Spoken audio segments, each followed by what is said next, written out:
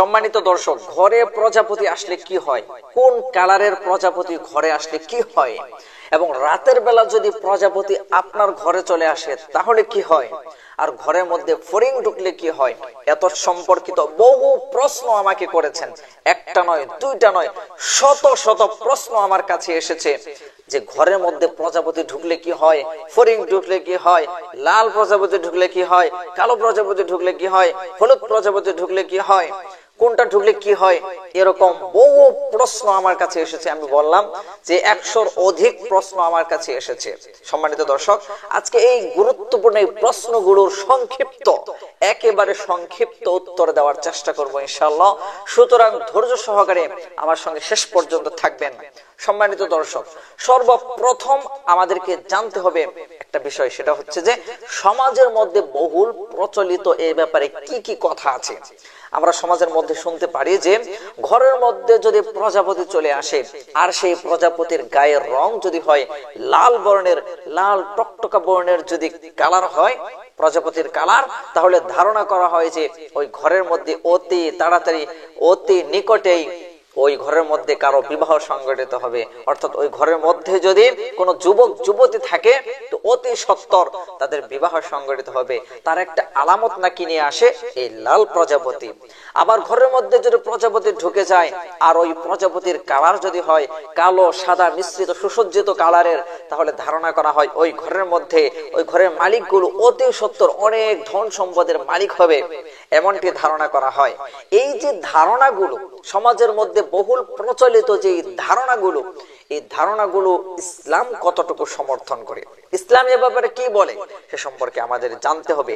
এটাই হচ্ছে সবথেকে বড় বিষয় যে ইসলাম কি বলে। দেখুন, আমরা যদি গভীরভাবে ইসলাম ঘাঁটি, কোরআন হাদিস আমরা যদি ঘাঁটি, তাহলে দেখতে পাই, জানতে পাই যে এগুলোর সাথে ইসলামের ন্যূনতম সম্পর্ক নাই, এগুলো ইসলাম সমর্থন করে না, এগুলো স্পষ্ট রসম, স্পষ্ট রেওয়াজ, স্পষ্ট প্রথা, এগুলো ইসলাম সমর্থন করে না, এগুলোর সাথে ইসলামের সম্পর্ক নাই। এগুলো যদি মুসলমান এই বিশ্বাসগুলো পোষণ করে, এই আকীদাগুলো পোষণ করে, একটা পর্যায়ে এই বিশ্বাসগুলো শিরকে পরিণত হবে, শিরকে পরিণত হবে। মনে রাখবেন যে শিরক এমন একটা জিনিস যেটা আল্লাহ পাক রব্বুল আলামিন ক্ষমা করে না। ইন্নাশ শিরকা লাযুলমুন আযীম, শিরক হচ্ছে সব থেকে বড় গুনাহ। আল্লাহ পাক রব্বুল আলামিন সব গুনাহ ক্ষমা করতে পারে, কিন্তু শিরকের গুনাহ আল্লাহ তাআলা কখনো ক্ষমা করে না। এজন্য এই যে প্রচলিত যে প্রথাগুলো, যে আকীদা বিশ্বাসগুলো, যে প্রজাপতি ঢুকে গেলেই অমুকটা হয়ে যাবে, তমুকটা হয়ে যাবে, না, এগুলো কোনো মুসলমান বিশ্বাস পোষণ করতে পারে না।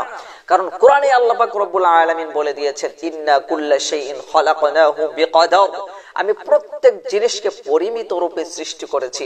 কোন জিনিস কোন জিনিসের সাথে সম্পর্কযুক্ত না।